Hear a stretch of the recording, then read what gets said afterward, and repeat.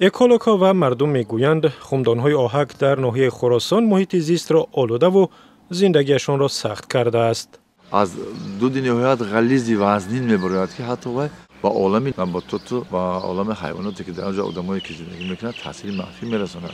دود لغت کردن میگیره، نفس تنگ کردن میگیره. محمد ظریف غنیف ساکن دهه خمدان از بیماری قند و فشار رنج میکشد. او میگوید شبی دراز دود نفس میگیرند و در و تیریزی بسته هم کمک نمیکند. بود خیلی بود که بیچاره چیره میدونن شب میخیزن دهنی بیشتر نمیتونه کنن سبزی‌ها. تنورهای آهک پزی را 50 سال پیش در اینجا در محل کنی آهک و نزدیک به دهه خمدان ساختند. از 60 تنور آهک پزی فقط 30 تایش کار میکند. در یک تنور در یک بست تا 40 تن آهک میپزند و برای این 4 روز به ایست آتش میمانند. محیط اینجا نه فقط از دود بلکه از پرتاب حاصل شده هم آسیب میبیند. این خاکستر آهک وقتی که بارانگری میشد، برفها آب میشوند، شسته شده به دایره میرود. در دایره با عالم حیواناتی جوی و زهبور و دایره تاثیر منفی میرسد. تنور و یا خمدان‌ها به 4 شرکت تعلق دارند که اجازه کار را از همه نهادهای دولتی گرفتند. برای آهک‌پزی آنها همه گونه پرتوها را همچون سازشواری استفاده میبرند که دودی غلیظ و غفص دارند. ما اینم بالون و مازوت و همه رزین و چیزی که یافتیم ما استفاده میبریم.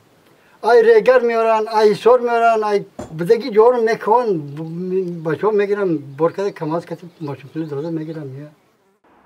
مقامات حفظی محیط زیست ولایت ختلان به رادیو آزادی گفتند مردم از هوای محیط آلوده به آنها شکایت کردند و متخصصان منتظم هوای آنجا را میسنجند.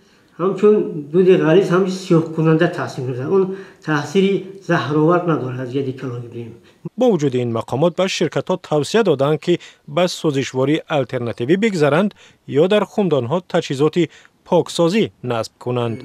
حتی پیشنهادهای ما بود که همین موضع خمدان‌ها را با موضع دورتر اهالی یعنی با پستر کوه‌هایی که در ناحیه خراسان هستند با موضع دورتر و این کوه شدند. صاحبان خمدان‌ها حالا برای تجهیزات نو و یا کوش دادن خمدان‌ها پول ندارند و میگویند کوش دادن میتواند قیمت آهک را در بازار بالا برد.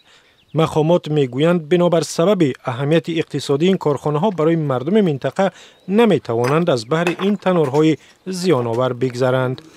از دیگر نظر گیریم این یگانه موضوع میباشد که اهالی نه تنها ولایت بلکه دیگر اهالی را دیگر منطقه ها را با مواد ارزان یعنی بیم تامین می‌نماید. اهالی این اطراف نیست یگانه جای کاری آنها هست که آنها در اینجا کار و فعالیت میکنند.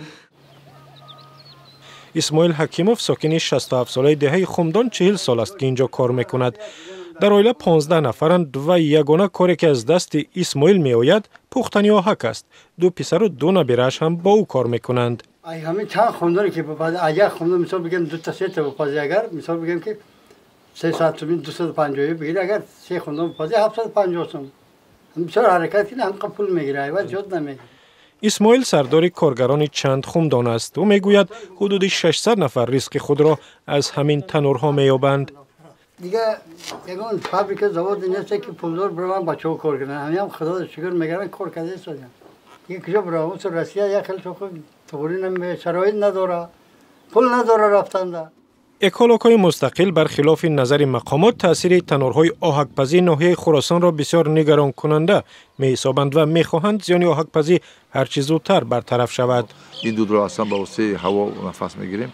این یک کسلی‌های اساسی این کسلی یعنی دیقی نفس، دیگر کسلی سیل، کسلی دیگر سرطان و اینچنین تحت به تاثیر این گاز کربن، گاز نفتی که می‌گیریم و دیل و اینچنین به خون آنها تاثیر رسانش ممکن است.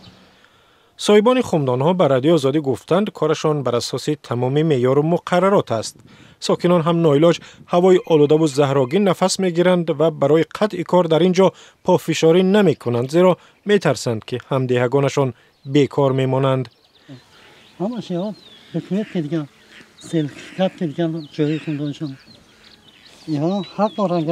منافع اقتصادی از یک طرف مشکلات اجتماعی زیاد از طرف دیگر سبب شده است که آتش خمدان‌ها خاموش نشود و محمد عظیم هر روز دود سیاه و غلیظ و هولناک را ببیند. دود زهراگینی که او و نبیره خردسالش پیوسته نفس میگیرند.